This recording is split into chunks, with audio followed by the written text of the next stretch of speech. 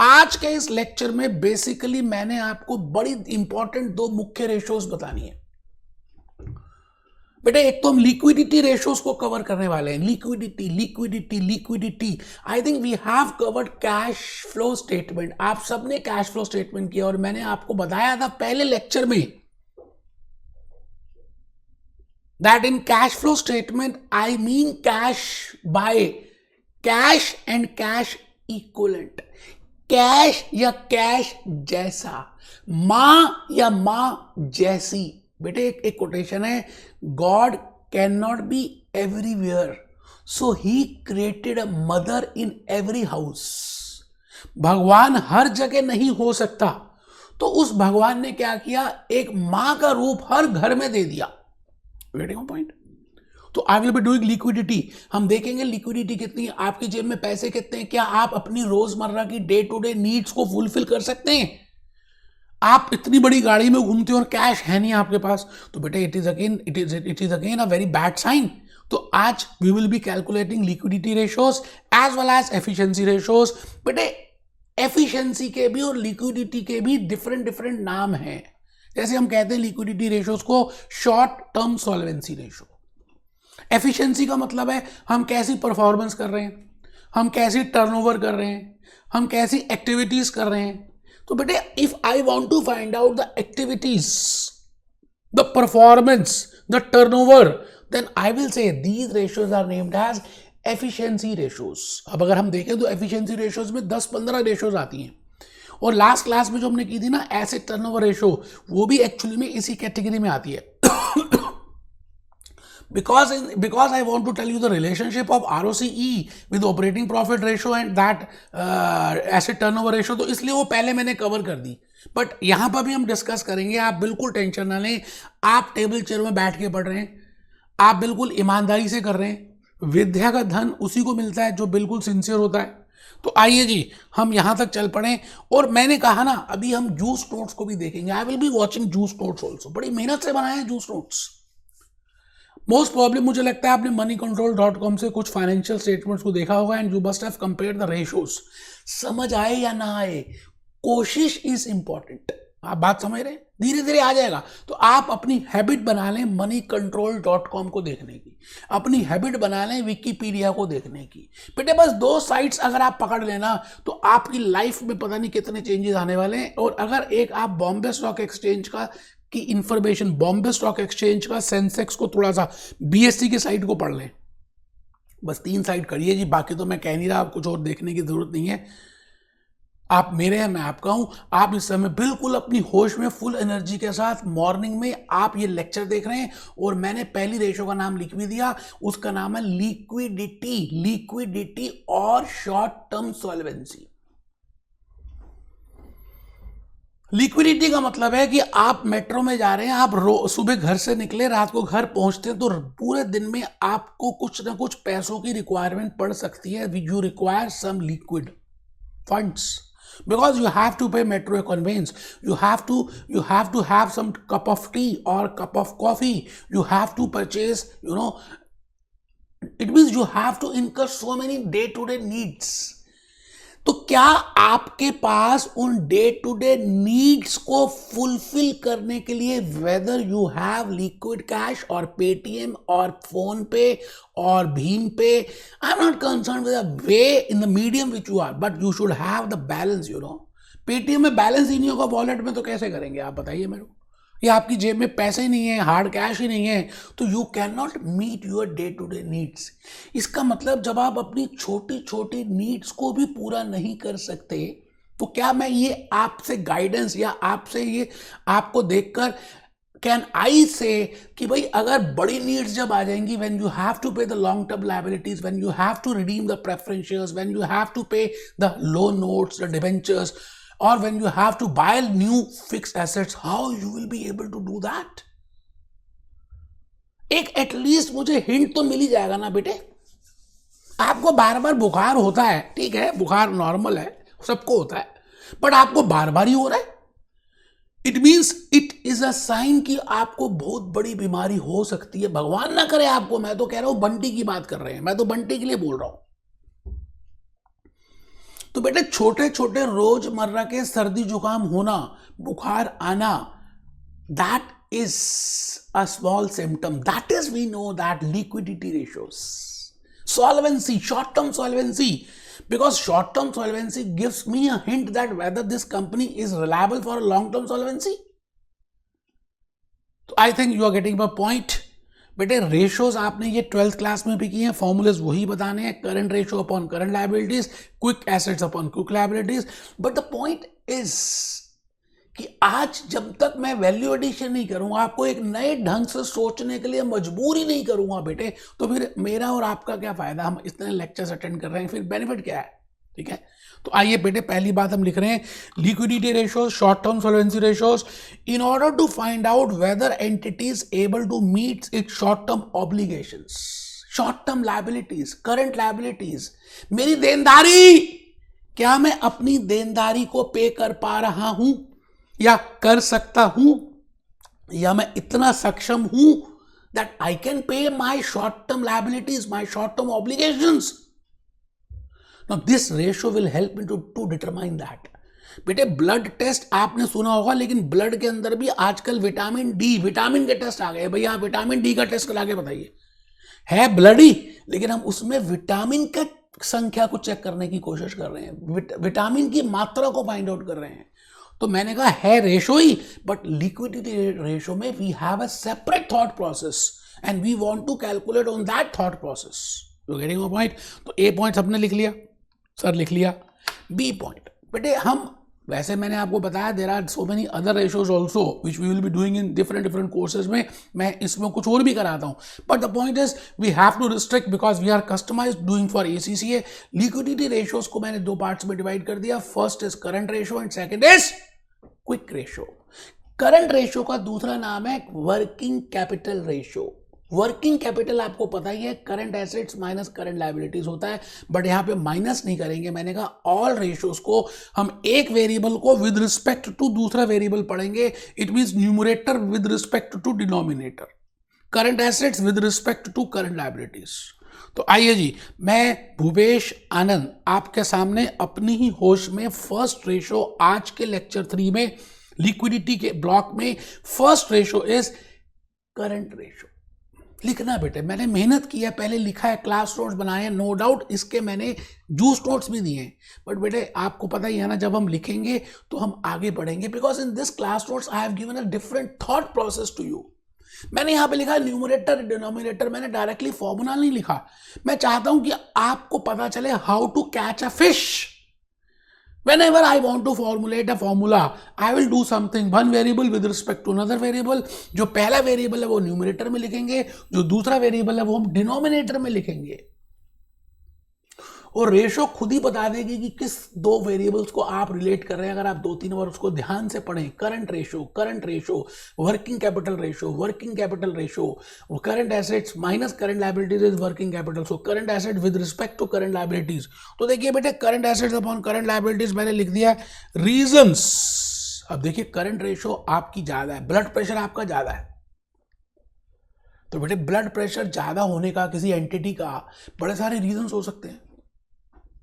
क्या पता आपको अभी अभी गुस्सा आया हो, क्या पता आप ज्यादा घी खाते हो, कोलेस्ट्रॉल बहुत ज्यादा हो, क्या पता आप योगा ना करते हो, क्या पता आप वॉक भी ना करते हो, क्या पता आप ज्यादा फैट्स वाला भोजन खाते हो. सिमिलरली आप करंट, देखिए एक नॉर्मल ब्लड प्रेशर है कि भाई एक पर्सन का इतना नॉर्मल ब्लड प्रेशर होना चाहिए, बट अगर उससे ज्यादा होगा तो हम कहेंगे it is a high blood pressure, और उससे कम होगा तो we will say that it is a low blood pressure. But खाली आप हाई ब्लड प्रेशर में के बाद चिंतित हो जाएं, ऐसा भी नहीं होना चाहिए. इट डिपेंड्स बेटे from company to company, from situation to situation. क्या पता आप अभी उसने गुस्सा किया है और अभी अभी आप ब्लड प्रेशर चेक कर रहे हो. So this is a wrong habit. आप अभी रुक जाइए, थोड़ा सा पहले ब्लड प्रेशर को नॉर्मल आ जाने दीजिए. इसी तरह से करंट रेशो का, वैसे नॉर्मल ब्लड प्रेशर हमने करंट रेशो को 2:1 माना है. बेटा प्रोपोर्शन है, मैंने बताया ना, जहां पे ज्यादा डिफरेंस नहीं होता ना दो वेरिएबल्स में, वी कैलकुलेट इन प्रोपोर्शन. तो करंट एसेट 2 गुना हैं करंट लायबिलिटीज के. इसका मतलब करंट लायबिलिटीज अगर 5 बिलियन है तो करंट एसेट 10 मिलियन है। ऐसा माना गया है पुराने एक्सपीरियंस के हिसाब से कि ये कंपनीज अच्छी होती हैं। But my point is, it is not that you have to always achieve this standard norm of 2:1. It depends from company to company, it depends from entity to entity, it depends from the nature of business, you know. FMCG, fast moving consumer goods business, current ratio can be more as compared to the hotel company or as compared to the infrastructure company or as compared to the power sector. So the point is, 2:1 is no doubt a norm, but it depends from situation to situation, industry to industry, that उसका ratio कितना होना चाहिए। हाँ, मैंने एक बात आपको बताई कि अगर किसी की ब्लड प्रेशर ज़्यादा या किसी का करंट रेशो ज़्यादा है तो ज़्यादा कब आएगा, कोफिशिएंट ज़्यादा कब आएगा? या तो न्यूमरेटर ज़्यादा हो और या डिनोमिनेटर ज़्यादा हो। सोचिए, ध्यान से सोचिए बेटे आप ये बताइए, when my current ratio will be high when numerator is greater than denominator and there is a huge difference, मतलब न्यूमरेटर ज्यादा है, बहुत ज्यादा बढ़ता जा रहा है और डिनोमिनेटर छोटा होता जा रहा है, छोटा होता जा रहा है। अब न्यूमरेटर में क्या क्या आ रहा है? करंट एसेट्स आ रहे हैं। करंट एसेट्स क्या होते हैं? कैश एंड कैश इक्विवेलेंट तो होता ही है, इन्वेंट्री भी होता है, अकाउंट रिसीवेबल्स भी होता है बेटे, प्रीपेड एक्सपेंसेस भी होते हैं। इसका मतलब वो सारे एसेट्स जिनका बेनिफिट मुझे आने वाले 12 महीने में मिल जाएगा, जो मैंने चैप्टर 3 और 4 में बताया था, that is named as current assets. It means current asset का बैलेंस बढ़ रहा है तभी तो कोफिशिएंट आएगा। और करंट एसेट का बैलेंस वही है, बट करंट लायबिलिटीज का बैलेंस कम हो रहा है, then also coefficient will remain same. आप करके बताइए ना, 10 में से मैं अगर आपके सामने रखूं 10 divided by 2 is equal to 5। अब मैं अगर ऐसे कहता हूं 12 divided by 2 is equal to 6, it means if numerator is increasing then my current ratio will increase. या मैं ऐसे बोल दूं कि 10 तो ठीक ही है, मैंने इसको कहा कि ये 4 हो गया तो 2.5।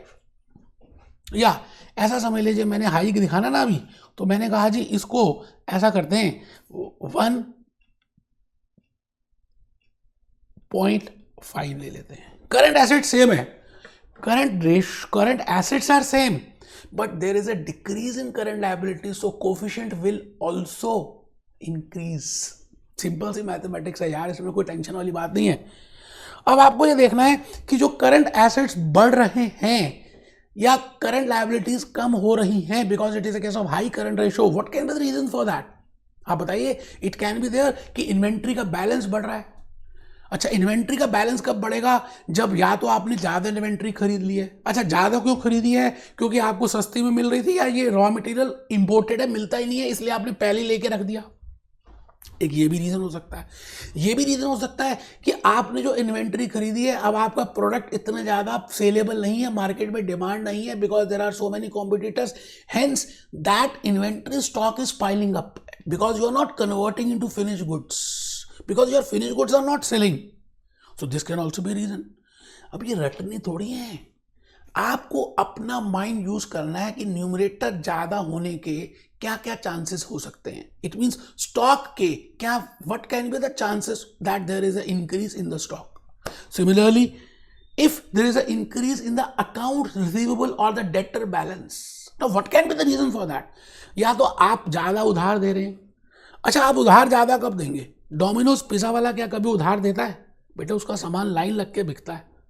अफीम, स्मैक जो बेचते हैं, क्या वो उधार देते हैं? बेटे, लाइन लग के ब्लैक में मार्केट में बिकता है। लेकिन if my product is not saleable, you know, मेरा प्रोडक्ट सेलेबल नहीं है, समय लग रहा है, या मेरा प्रोडक्ट की क्वालिटी अच्छी नहीं है, due to so many reasons, I can liberalize my credit period, and due to that my debtors will increase, my balance of debtors will increase, my balance of accounts receivable will increase, and because it is increasing, so my current assets is increasing, and hence the balance is increasing, hence the numerator is increasing, and hence the net result by current ratio is increasing. अब इसी को आप opposite भी देख सकते हैं कि अगर करंट रेशो कम हो रही है तो क्या कारण हो सकते हैं। मैंने आपको सोचने का ढंग बताया, ठीक है जी। रेशो तो पहले भी आती थी आपको यार। तो reasons for high current ratio, increase in numerator. Now increase in numerator can be due to increase in inventory, increase in cash and cash equivalent, increase in debtors. अच्छा, अगर आप कैश ज्यादा रख रहे हैं अपने पास, it means you are missing your opportunity, you know. Because if that cash would have invested in some other investments, I would have earned some interest on that. It means if you are keeping more cash, my current ratio will increase. But the point is, it is a negative sign, because the negative sign is due to increase in cash balance and it is of no use. आप अपनी जेब में हमेशा 2,000 रुपए की पूरी एक गड्डी लेके चलते हैं, 2 लाख रुपए जेब में ही रहते हैं. बेटे क्या फायदा, चोरी होने का भी डर है. और जो पैसे आप इन्वेस्ट करते हैं, अगर उसमें से कुछ रिटर्न अर्न कर सकते थे वो नहीं कर रहे, तो आपको अब समझ आ गया किस थॉट से सोचना है. बेटे आपको सब कुछ क्लियर हो जाएगा अगर ईमानदारी से थोड़ा सा थॉट अपना माइंड यूज करेंगे. ठीक है जी. तो आइए, मैं भूपेश आनंद आपसे ये कहना चाहता हूं कि if I want to compare a current ratio, I should compare a current ratio of similar companies. Hotel Maurya Sheraton की करंट रेशियो को ताज होटल से या हयात रेजेंसी के होटल से करंट रेशियो से कंपेयर करना चाहिए. ऐसा नहीं कि मोरिया शेरेटन को मैं रिलायंस जियो की करंट रेशियो से कंपेयर कर रहा हूं. It means like attracts like. आप जो सोचते हैं वही अट्रैक्ट होता है और वही आपकी लाइफ में आता है. आप रेगुलरली सोचना शुरू करते हैं, मेरा F3 क्लियर हो गया, F3 क्लियर हो गया. हर एक घंटे के बाद पिक्चर बनाएं, विजुलाइज करें, ऐसा सोचें कि रिजल्ट आ गए और आप बहुत खुश हैं. अपने मम्मी को आवाज़ मारी, मम्मी आ गई, पापा भी आ गए और वो भी खुश है, और अपने वो दोस्तों को आप फ़ोन कर रहे हैं. कितना खुशी का माहौल है. बेटे आप जो सोचेंगे वही होगा. इट मीन्स करंट रेशो जब भी आप कंपेयर करते हैं, it should have the similar industries, similar sector, similar companies, then only we can compare it. 8th class के स्टूडेंट का रिजल्ट क्या आप 12th क्लास के बच्चे से कंपेयर कर सकते हैं क्या? मुझे तो इतना बता दीजिए. How I can compare it यार? All subjects are different, all levels are different, knowledge level is different, thoughts are different. Yes, I can compare a 12th commerce student with 12th commerce, but I cannot compare 12th commerce with 12th science, because all the things are different, benchmarks are different. So the point is, current ratio of similar sectors to be compared. मैंने example लिखा current Reliance जियो और current ratio with Domino's pizza. लिख लीजिए एक example. मैंने example वैसे बहुत सारे बता भी दिया, अभी मोरिया शेरेटन का रिलायंस जियो के साथ बताया. बेटे ये जो मैं बता रहा हूं ये आपको आता है. मैं आपको माइंड में खाली एक कल्टीवेट कर रहा हूं कि ये थॉट से सोचना है और ये एग्जांपल्स लेके सोचना है. आप बस एग्जांपल के नाम लिखिए. ये थॉट्स में बोल रहा हूं, मैंने इन थॉट्स को अपने क्लास नोट्स में लिख दिया है. आप उनको लिखिए, मेरी बात आप सुन ही रहे हैं. बस उसके बाद अपने आप आपकी गाड़ी चलने वाली है. मैं तो खाली धक्का मार रहा हूं, आपको सब आता है. You know everything. आप हनुमान हैं, आपके अंदर अष्ट सिद्धियां हैं और 9 निधियां हैं. मैं तो धक्का मार रहा हूं बेटे कि आप हनुमान हैं, आप पवन के पुत्र हैं, आप कर सकते हैं. आपने सारे पेपर्स क्लियर किए, 11-12 तक भी किया, F1 क्लियर कर लिया, F2 क्लियर कर लिया, आप F3 कर रहे हैं. ठीक है जी. इफ लो, अब अगर करंट रेशियो लो है, ब्लड प्रेशर लो है, तो आपको उसकी भी रीजन देखनी है. तो बेटे आप बताइए करंट रेशियो लो होने के क्या रीजंस हो सकते हैं? या तो न्यूमरेटर कम है और या डिनोमिनेटर ज्यादा है. मतलब करंट एसेट कम हो रहे हैं, करंट लायबिलिटीज बढ़ रही हैं. अच्छा, करंट लायबिलिटीज बढ़ रही हैं तो उसका मतलब आप पेमेंट नहीं कर रहे हैं, क्योंकि आपका ट्रेड पेबल बढ़ रहा है, आपके आउटस्टैंडिंग एक्सपेंसेस बढ़ रहे हैं. It means it is also negative sign, because it will affect your reputation, it will affect your brand value, and your current assets are decreasing. It means it can also be a sign that you are doing your job. You are at a very risky position, because whenever the order comes और आपके पास अगर inventory नहीं है, because you are not keeping a inventory pile of stock, आप ज्यादा stock रख ही नहीं रहे, आप जस्ट इन टाइम सिस्टम में बिलीव करते हैं, जापानीज सिस्टम में बिलीव करते हैं. जैसे ही ऑर्डर आता है आप उसको ले लेते हैं. जैसे क्रोमा देखा आपने कभी? बेटे टाटा वालों का जो क्रोमा सेंटर है या रिलायंस जियो का डिजिटल सेंटर्स बने हैं, वो ज़्यादा स्टॉक नहीं रखते, क्योंकि उनके पास क्या है, सारे सेंटर्स का एक लिंकेज है, वो उस डाटाबेस को यूज़ करते हैं. सपोजिंगली आप लैपटॉप लेने गए क्रोमा में और वो लैपटॉप का मॉडल उस क्रोमा सेंटर में नहीं है, तो वो ऑटो फटाफट चेक करेगा कि वो दूसरी ब्रांच में कहाँ है, और दूसरी ब्रांच में अपने व्यक्ति को भेज देगा, भैया लेकर आ जाओ. It means with one laptop they are doing so many. मैं अज्यूम कर रहा हूँ कि एक laptop. So the point is that there can be so many reasons, for a decrease in current ratio. So that's the same thing I am discussing with you. Seasonal nature भी हो सकता है ना. कई बार क्या होता है बेटे, मोंटे कार्लो वूलन गारमेंट्स बनाते हैं, पेप्सी को कोल्ड ड्रिंक्स बनाते हैं, कोका कोला कोल्ड ड्रिंक्स बनाते हैं. So the point is it can happen that Narula's ice cream, Vadilal quality ice cream. So ऐसा भी तो होता है कि अगर ये सीजनल कंपनी तो नहीं है, गन्ने का सुना आपने शुगर केन, बेटे शुगर केन की एक पर्टिकुलर पीरियड में पैदावार होती है, तो उस केस में उन during those months your current ratio can be huge, you know, because you have huge inventory balance, you have to invest there, so you have to find out that what are the reasons for that, and that can be a reason. Seasonality of operation can be a reason, ठीक है जी. Nature of business can be a reason. Date of redemption of long term liabilities, nature of inventory can be a reason. तो मेरे को लगता है मैंने काफी अच्छी एक्सप्लेनेशन आपको करंट रेशो के लिए बता दी है. पता आपको पहले भी थी, मैंने नई वैल्यू एडिशन दिया और कुछ भी नहीं किया. आइए जी नेक्स्ट रेशो, लिक्विडिटी रेशो में हम दो ही रेशोज कर रहे हैं, एक करंट रेशो, एक क्विक रेशो. क्विक, जैसे हमने कछुए की और रैबिट की कहानी सुनी थी. रैबिट जो है ना क्विकली भागता है, जल्दी जल्दी जल्दी जल्दी जल्दी जल्दी, और कछुआ आराम आराम से भागता है. तो मैं कहूंगा क्विक रेशो का मतलब है खरगोश वाली रेशो. इसका मतलब करंट एसेट्स में भी कुछ ऐसे एसेट्स हो सकते हैं जो कछुए की चाल चलते हो, जैसे इन्वेंटरी. बेटे inventory is a very debatable point that whether it can B quickly converted into cash और not, because inventory can be of raw material, it can be of WIP, work in progress, it can be of finished goods. It means if it is a raw material, firstly you have to convert into finished goods and then you have to sell it to the finished goods. It means it will take time, it may have, you know, it will have a lead time. So the point is I cannot convert inventory quickly into cash. तो मैं जब quick ratio निकालूंगा तो मैं क्या करूंगा, उस current asset का कुछ संधि विच्छेद कर दूंगा, उसमें जो ऐसी चीजें बैठी हैं जिनको हम क्विकली कैश में कन्वर्ट नहीं कर सकते, मैं उनको उठाऊंगा, कान पकड़ के बाहर निकाल दूंगा. बेटे cash and cash equivalent, cash bank balance temporary investment, बेटे ये तो लिक्विड ही है, इनको क्या कान पकड़ना है. Accounts receivable, again they are liquid because we have given a credit and after that credit we will be getting that cash. But inventory balance, but inventory balance is not liquid because it may take some time to convert that inventory into cash. तो मैंने एक नई ratio निकाल ली और उस ratio का नाम डाला quick ratio. Acid test, acid test, acid test, और न्यूमरेटर और डिनोमिनेटर. क्विक एसेट्स, अब हम करंट एसेट्स नहीं लिखेंगे, अब हम खरगोश वाले एसेट्स लिखेंगे अपॉन खरगोश वाली लायबिलिटीज, जिनको हमें जल्दी जल्दी पेमेंट करनी पड़ सकती है. बेटे इनकम टैक्स को हम जल्दी पेमेंट नहीं करते, वो तो क्वार्टरली एडवांस पेमेंट करते हैं, लेट भी करते हो तो इंटरेस्ट दे देते हैं. बट ट्रेड पेबल्स को हमें जल्दी पेमेंट करनी पड़ती है, बैंक ओवरड्राफ्ट को जल्दी पेमेंट करनी पड़ती है. मगर again bank overdraft is a debatable issue because it depends upon the agreement, that how much agreement you have taken from your banking company.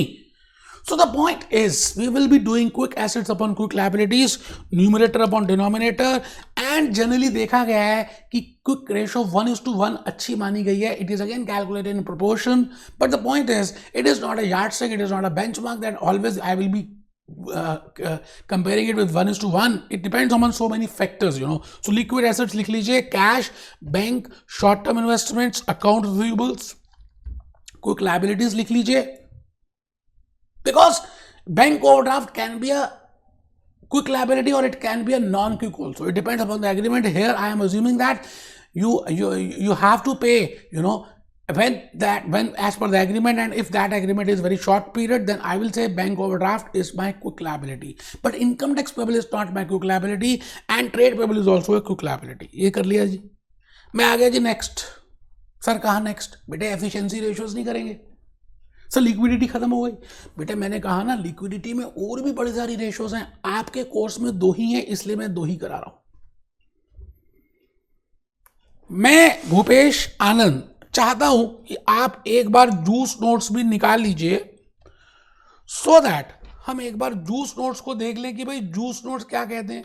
ठीक है जी, हमने लास्ट लेक्चर में रेशोज के ऊपर कुछ किया था और आई थिंक हमने अकाउंटिंग रेशोज, ऑब्जेक्टिव्स, ये सब पढ़ा था. ग्रॉस प्रॉफिट प्रॉफिटेबिलिटी रेशियोज भी देख ली थी। आज के इस लेक्चर में I am on to current ratio, that is liquidity ratio and quick ratio. Liquidity ratios are calculated to measure the short term solvency, ability to meet current obligations. The two ratios, बेटे ratios बड़ी सारी होती हैं, अब आपके course में 2 हैं तो इसलिए हम 2 ही डिस्कस कर रहे हैं। करंट रेशियो, इसका मैंने करंट लायबिलिटीज का और यहाँ पर फॉर्मूला लिख दिया बेटे करंट एसेट्स लिख लिया है ना, सिग्निफिकेंस लिख दिया है ना, the ratio should be reasonable ये भी लिख दिया।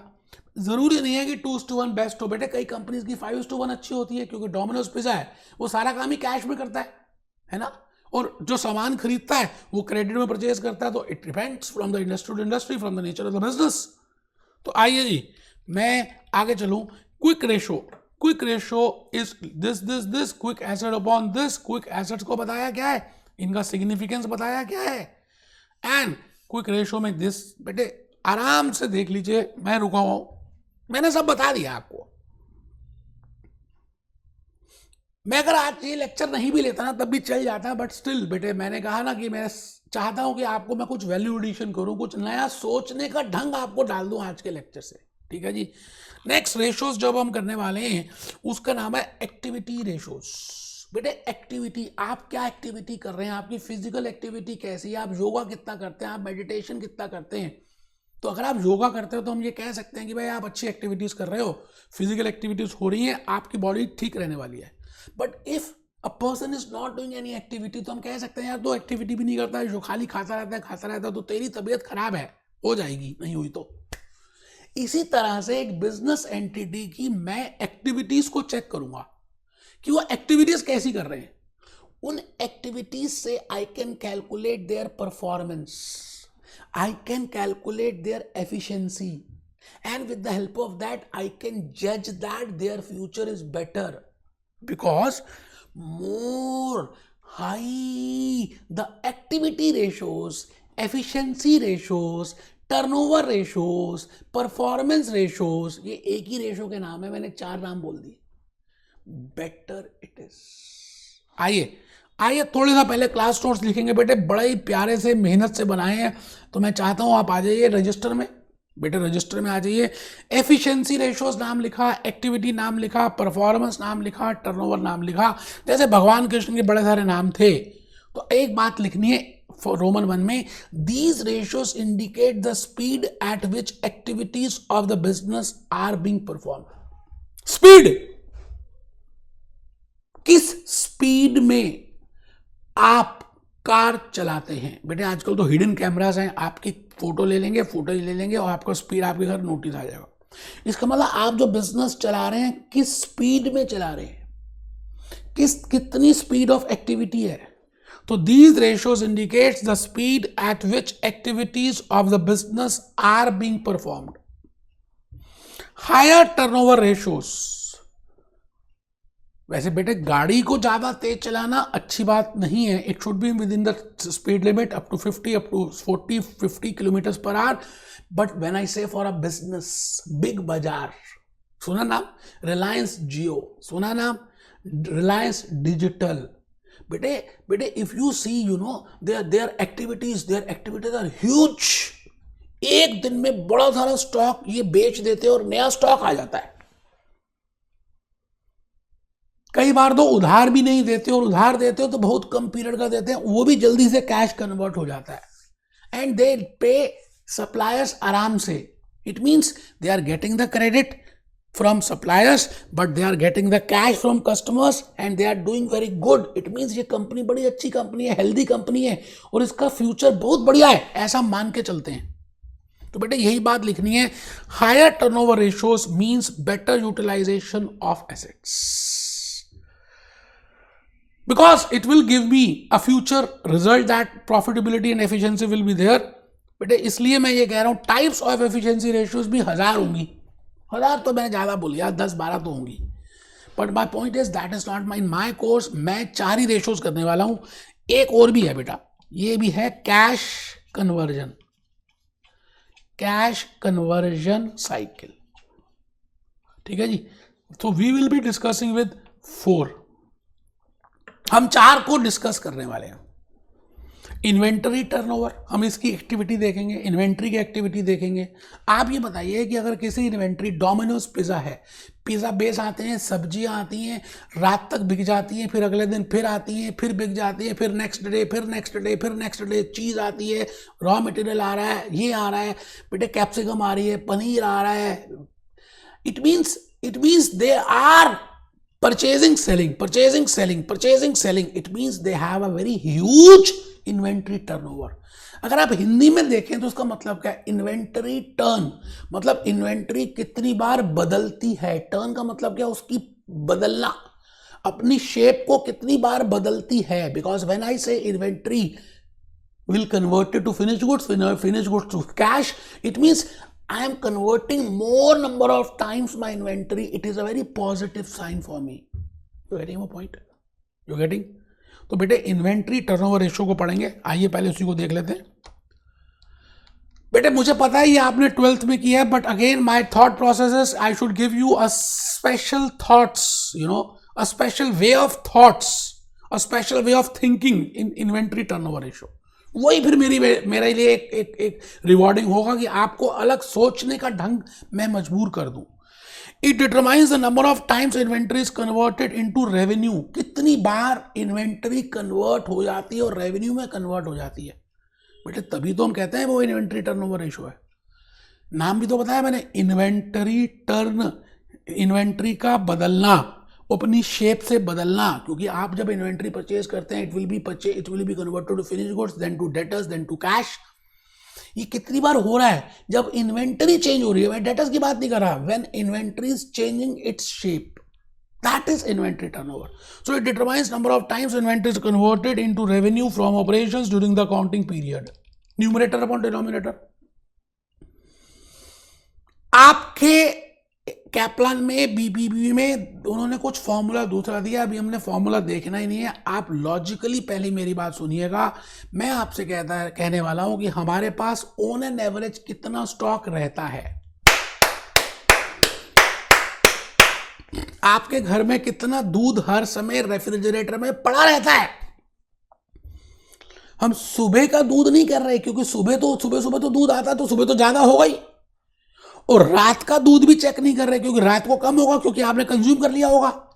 हम पूरे दिन का ऑन एन एवरेज दूध देखते हैं कि आपके रेफ्रिजरेटर में कितना पड़ा हुआ है। तब तो मुझे क्लियर पिक्चर आएगी। मेरी बात आप समझ रहे हैं? अज्यूम करते हैं आप 5 लीटर दूध रोज परचेज करते हो, तो सुबह तो 5 लीटर होगा, रात पहुंचते 0 लीटर हो जाएगा। इट मीन्स मैं ऑन एन एवरेज चेक करूंगा कि मेरे पास ऑन एन एवरेज पूरे दिन में कितना, एकदम तो 0 नहीं हुआ होगा, ऑन एन एवरेज कितना स्टॉक ऑफ मिल्क पड़ा रहता है। So that with the help of that I will be calculating inventory turnover ratio. मेरी बात आप समझ रहे हैं? तो इन्वेंटरी टर्नओवर रेशियो में मैं देखूंगा कि मैंने टोटल कितना दूध लिया और उस टोटल दूध में मेरे रेफ्रिजरेटर में ऑन एन एवरेज कितना दूध पड़ा हुआ है। इट मीन्स टोटल दूध विद रिस्पेक्ट टू दूध in the refrigerator, total milk I have bought with respect to the milk which is still there in my refrigerator. I am referring these two things, So my formula will be cost of sales upon average inventory, not closing inventory. I am again talking of, when I say average, it means opening inventory plus closing inventory divided by 2. Average कैसे लेते हो आपको पता है। मैंने thoughts डाल दिया आपको कि हम इन्वेंट्री टर्नओवर रेशियो में क्या करना चाहते हैं।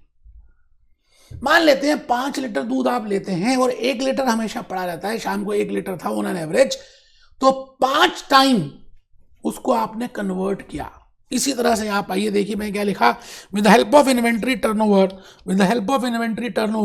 We can also calculate inventory turnover period. मान लेते हैं inventory turnover ratio is 6 times. Assume कर रहे हैं एक बच्चों को नींद आ रही थी, उसने कहा पता नहीं 6 टाइम्स कहां से ले लिया। बेटे मैंने अज्यूम किया, खाली अज्यूम किया, let it be like this, that let the inventory turnover ratio be 6 times. इसका मतलब 12 महीने में ये इन्वेंट्री 6 बार टर्न करती है। 6 बार टर्न करती है, 12 महीने में 6 टाइम्स टर्न कर रही है। इसका मतलब हर 2 महीने के बाद हम इन्वेंटरी को बेच देते हैं. It means after every 2 months the inventory is turning its shape, or it also means that after every 2 months we are selling it. Supposingly a company has a 12 times as inventory turnover ratio. इसका मतलब हर 1 महीने के बाद inventory is changing its shape. You getting my point?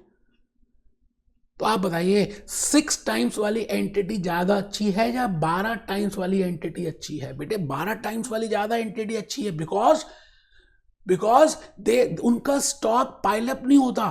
पहली entity में 2 महीने तक pile up होता है, 2 महीने के बाद जाके कन्वर्ट होता है. दूसरी एंटिटी में 1 महीने के बाद ही कन्वर्ट हो जाता है. ठीक है जी. तो 6 टाइम्स इन दिस, तो मैंने यहां पे लिखा we can also calculate inventory turnover period 6 times. Assume करते हैं बेटा वो फॉर्मूला आपको दिया हुआ उन्होंने, मैंने लॉजिक बताया और उस लॉजिक से हम उसको फॉर्मूले को देख सकते हैं. 6 टाइम्स इन 365 डेज, या एक बार हो गया 365 दिन में, या then 1 time in how many days. भाई 6 टाइम्स कन्वर्ट हो रही है 365 डेज में. अगर डेज में निकालना है, मंथ्स में निकालना है तो 6 टाइम्स इन 12 मंथ्स. तो एक टाइम कितने महीने में होती है? तो 1 इंटू 12/6. बेटे क्रॉस मल्टीप्लाई, इतना है तो इतना, इतना है तो कितना, 2 महीने आ गया. अगर डेज में निकालना है तो 1 इंटू 365/6. मैंने डेज निकाले हैं 60.83 और इसका फॉर्मूला उन्होंने दे दिया जो नेक्स्ट पेज में मैंने लिखा है. फॉर्मूला बड़ा सिंपल है, मैं अभी बता दूंगा. 365 इन्वेंट्री टर्नओवर. अभी देख लेते हैं क्या है. हम उस फॉर्मूले को, इन्वेंट्री टर्नओवर फॉर्मूले को उल्टा कर देंगे. We will do opposite because we have just seen that we have related cost of sales with respect to average inventory. Now I will be doing average inventory with respect to cost of sales, but there is no need to learn that formula, my dear friends. Just have a look. आप उस inventory turnover ratio की interpretation से ही अपने आप formula बना सकते हैं. देखिए जी, मैंने लिख दिया inventory turnover period. If I want to find out then in how many months my inventory is turning over, how much period my inventory is turning over, inventory upon cost of sales into 365. वो मैंने आपको cross multiply करके बताया ना. तो जब cross multiply करेंगे तो 6 टाइम्स नीचे आ गया. 6 टाइम्स क्या है? Inventory turnover ratio. तो जब डिनोमिनेटर में इन्वेंट्री टर्नओवर रेशियो आया, इसको मैं अगर न्यूमरेटर में लेके जाऊंगा तो बेटे इन्वेंट्री टर्नओवर में यहां पर क्या चीज आ रही है? इसकी जगह क्या लिख सकते हैं? Cost of sales upon average inventory. तो अब इसको अगर हम सॉल्व करें तो कैसे लिखेंगे? Average inventory upon cost of sales into 365. कर लीजिए, वो जाएगा. तो वो उन्होंने एक फॉर्मूला बना दिया. कोई घबराना थोड़ी है, किस बात का घबराना जा रहा है. एवरेज इन्वेंटरी यूज करते हैं. कई बार एवरेज नहीं दिया था तो क्लोजिंग इन्वेंटरी को एवरेज ही मान लेते हैं. उसकी टेंशन छोड़ दो. लॉजिक देखो बेटे, थॉट्स देखो, इंटरप्रिटेशंस देखो, reason for the difference in turnover ratios. अब बताइए जी, turnover ratio, inventory turnover ratio में क्या क्या कारण हो सकते हैं बदलाव के? अगेन चले जाओ बेटे. there can be a reason when there is a change in the numerator or there is a change in the denominator. जब न्यूमरेटर और डिनोमिनेटर में बदलाव आएंगे तो बेटे इन्वेंटरी टर्नओवर रेशियो में बदलाव आएंगे. अच्छा, न्यूमरेटर क्या है? Cost of sales. अच्छा, कॉस्ट ऑफ सेल्स क्या है? Purchase cost, production cost. If there is a change in the purchase cost. अच्छा, परचेज कॉस्ट में क्या है बेटे? Ordering cost, storage cost. आपकी दूध की कॉस्ट जब बढ़ जाएगी 5 लीटर की, न्यूमरेटर जब बढ़ जाएगा और कॉस्ट ऑफ सेल्स बढ़ जाएगा, या डिनोमिनेटर कम हो जाएगा अगर मैं हाई इन्वेंटरी टर्नओवर रेशियो की बात करूं. So this is not we have to find out the reasons that why there is an increase in the turnover, inventory turnover. Just by blindly we cannot say. No doubt higher the ratio better it is, but still we have to find out the reasons that what are the reasons for the increase in the inventory turnover ratio. तो वही बातें मैंने लिखी हैं. It can be due to nature of business, or there can be a inventory lower inventory turnover ratio. It can be due to nature of business. Domino's का inventory turnover ratio ज्यादा है as compared to Larsen and Torbro. Because Larsen and टोरबो बड़े बड़े contract लेता है, सी ports बनाता है, एयरपोर्ट्स बनाता है, रोडवेज बनाता है, तो टाइम लग सकता है. उनका inventory turnover there can be different. So we can not compare it. So it means higher और lower depends upon the nature of the business. Availability of raw material. अब कई बार ऐसा भी होता है बेटा कि हमारे को रॉ मटेरियल मिलता ही नहीं है, तो हम पहले से ही लेके रख देते हैं. हमेशा हमें पता चल गया कि अभी कोविड-19 की वजह से लॉकडाउन होगा, तो हमने दूध भी ले लिया, ये भी ले लिया, दालें भी ले ली, चीनी भी ले ली, वेजिटेबल्स भी ले लिए, फ्रूट भी ले लिए. हमारी रिक्वायरमेंट नहीं थी फिर भी ले ली. इट मीन स्टॉक ज्यादा हो सकता है. सो इट डिपेंड्स कि whether that raw material is available और not. So we have to find out the reason for that. ठीक है जी, मैं आगे आ गया बेटे, मैं आगे आया डेटर्स और अकाउंट्स रिसीवेबल और टर्नओवर रेशो. बेटे मैं तो सिंपल सा बताऊंगा, उसके बाद धीरे धीरे चलेंगे. मैंने कहा अकाउंट्स और debtors receivable ratio. It means debtors turnover ratio. आप ऐसा सुनिए क्या मतलब है डेटर्स टर्नओवर. 3 बार बोलिए debtors turnover, debtors turnover, debtors turnover, debtors turnover. It means debtors कितनी बार अपनी शेप को टर्न कर देते हैं. अच्छा, डेटर्स क्यों टर्न करेंगे बेटे? जब डेटर्स से हमें पैसे मिल जाएंगे तो automatically debtors will turn their shape to cash. It means if I say that in a company debtor turnover ratio is 4 times. बड़ा प्यारी सी बात बताने जा रहा हूं, आप ढीले पड़ रहे हैं बेटे, झुक के बैठे, थप्पड़ मारूंगा खींच के, लिख नहीं रहे. मैंने कहा अगर debtors turnover ratio in a company 4 times, 4 गुना है, इसका मतलब इस कंपनी के डेटर्स हर 3 महीने के बाद अपनी शेप को चेंज कर लेते हैं, या 12 महीने में 4 बार अपनी शेप को चेंज करते हैं, तो हर 3 महीने के बाद ही तो चेंज करेंगे. मैंने कहा किसी कंपनी की डेटा टर्नओवर रेशियो है 12 टाइम्स. तो आप बताइए जी 12 टाइम्स का मतलब क्या है? इसका मतलब 12 महीने में 12 बार अपनी शेप चेंज करते हैं. इसका मतलब after every 1 month they are changing their shape.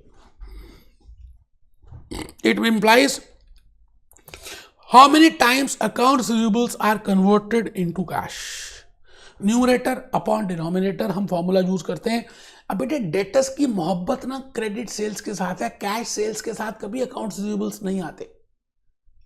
मैं जहां भी आलिया भट्ट की बात करूंगा बेटे, वहां पर पूजा भट्ट की बात भी करूंगा, मैं महेश भट्ट की बात करूंगा, और मैं आजकल रणबीर कपूर की बात भी करूंगा, क्योंकि उनकी रिंग सेरेमनी हो गई है. इसका मतलब हमने डेटर्स की मोहब्बत देखनी है, डेटर्स का इश्क देखना है. डेटर्स का इश्क क्रेडिट सेल्स के साथ है. And still I will not take only debtors, I will take the average balance of those debtors. तो credit sales upon average time 6 times. इसका मीनिंग मैंने लिख दिया है, लिख लीजिए आप भी. It means in a year 6 times debtors are converted into cash. बेटा ये ना तो एक कैप्लॉन में है, ना मेरे जूस नोट्स में है, ना बीबीबी में है. लिखना है तो लिखिए, आगे आपकी मर्जी है. फॉर्मूला आपको आता था, बट मेरा आज का लेक्चर लेने का ऑब्जेक्टिव कुछ और है, इसलिए मैं ले रहा हूं. आप लिखें that is an entity is granting a credit period of 2 months. इसका मतलब हर एक एंटिटी 2 महीने का क्रेडिट पीरियड देती है. अब आप ये बताइए, अगर एक एंटिटी ज्यादा क्रेडिट देती है या एक एंटिटी क्रेडिट देती नहीं. हल्दीराम भुजिया वाला कहता है भैया छोले भटूरे हम बेचेंगे, दही भल्ले बेचेंगे, पाव भाजी बेचेंगे, मसाला डोसा बेचेंगे, चाइनीज बेचेंगे, आज खा लेना, 1 हफ्ते के बाद पैसे दे देना. ऐसा करता है कोई? Specifically Haldiram will not do like this. It means they are not giving credit because their products are in high demand, they have a good quality, they have the good ambience, and people know that their quality is good, because of these reasons I will say that they will not give the credit. तो अगर किसी का credit period ज्यादा है तो हमें ये पता लगाना पड़ेगा कि क्रेडिट वो ज्यादा क्यों दे रहा है. क्या पता वो नया कंपनी हो, जैसे रिलायंस जियो है ना. रिलायंस जियो is giving a good quality but they want to get it the taste. एक बार वो टेस्ट देना चाहते हैं कि फाइबर की क्या स्पीड है एज कम्पेयर टू एयरटेल, तो उन्होंने फ्री में दे दिया पहले 6 महीने फ्री, या कुछ स्कीम्स निकाल दी. तो आपको चेक करना पड़ेगा. 2 months आगे देख लीजिए. Receivables accounts collection. अच्छा अब वो 2 महीने का पीरियड ऐसे भी निकाल सकते हैं फॉर्मूले से. फॉर्मूला रटना ही नहीं है. मैंने आपको कहा ना 6 टाइम्स का ध्यान रखिए. न्यूमरेटर डिनोमिनेटर इतना है तो इतना, इतना है तो कितना. लास्ट है ये, लास्ट है. Factors which can affect debtors turnover ratio: liberal credit policy, new product, nature of business, factoring agreement. मैं आ गया जी पेबल्स टर्नओवर रेशो. बेटे मैंने कहा ना हमें 4 रेशोज कर दी है एफिशिएंसी में. एक मैंने कर दी इन्वेंट्री टर्नओवर, दूसरी कर दी अकाउंट रिसीवेबल, थर्ड करने जा रहा हूं payables turnover. It means how much period, how much is the gap in the period in which you are paying to your suppliers. आप उधार लेते हैं और आप उधार लेने के बाद कितने पीरियड के बाद आप उनको पैसे देते हैं. That is named as payables turnover ratio or creditors turnover ratio. आप मेरी बात को समझ रहे हैं? इट मीन्स मैं सपोजिंगली कह रहा हूं कि मैं अपने क्रेडिटर्स को कितनी बार टर्न कर रहा हूं. इट मीन्स क्रेडिटर्स टर्न कब होंगे? जब मैं उनकी पेमेंट कर दूंगा. When I will pay them then they will turn into cash. तो मैं लिख रहा हूं sir, payables turnover ratio it indicates pattern of payment of trade payable. Again numerator upon denominator, credit purchases upon average trade payables. ठीक है जी. मान लेते हैं 12 टाइम्स आ गया. इसका मतलब हम 12 बार क्रेडिटर्स को उनकी शेप चेंज कर देते हैं, या हर एक महीने के बाद हम क्रेडिट पीरियड हम we pay to the suppliers. लिखा है बेटे. It means after every 12 months और आफ्टर एवरी 30 days और 1 month an entity is making payment to suppliers. ठीक है सर. लास्ट रेशो में आ गया, कैश साइकिल रेशो. बेटे मैंने इन्वेंट्री होल्डिंग कैलकुलेट किया. मैंने इसको कैश साइकिल का वैसे दूसरा ना ऑपरेटिंग साइकिल भी है, कई जगह वर्किंग कैपिटल साइकिल भी बोल देते हैं. लॉजिक आप समझ लीजिए. मैंने स्टार्टिंग किया, सुबह आप घर से निकले पैसे थे, और रात को जब घर पहुंचे तब भी पैसे थे, लेकिन आप ऐसा नहीं था कि उतने ही पैसे थे, चेंज हो गए. जैसे एक एंटिटी है, उसने पहले रॉ मटेरियल परचेज किया, कुछ दिनों तक उसने रखा उसको, या उसको that entity takes some time to convert into finished goods, and then they have given the credit to their customers. So it will also take some time to get that cash, and then they have received some cash from credit from the suppliers. It means after some period they will pay. So the point is, if I add the period, if I add the inventory holding period with accounts receivable collection period, मैं इन दोनों को add कर दूं minus creditors payment period, जो days हमने निकाले, inventory holding plus average account receivables period minus creditors payment period, जो net result आएगा उसका नाम है कैश कन्वर्जन साइकिल. लिख लीजिए. 30 दिन मैंने माना कि हम 30 दिन तक अपना इन्वेंट्री होल्ड करते हैं. मारुति सुजुकी सामान 30 दिन तक अपने पास होल्ड करती है. ठीक है जी. फिर 40 दिन का उधार देती है और 35 दिन का उनको उधार मिलता है. तो उनकी 35 डेज की हम कह सकते हैं कि एक उनकी कैश कन्वर्जन साइकिल है.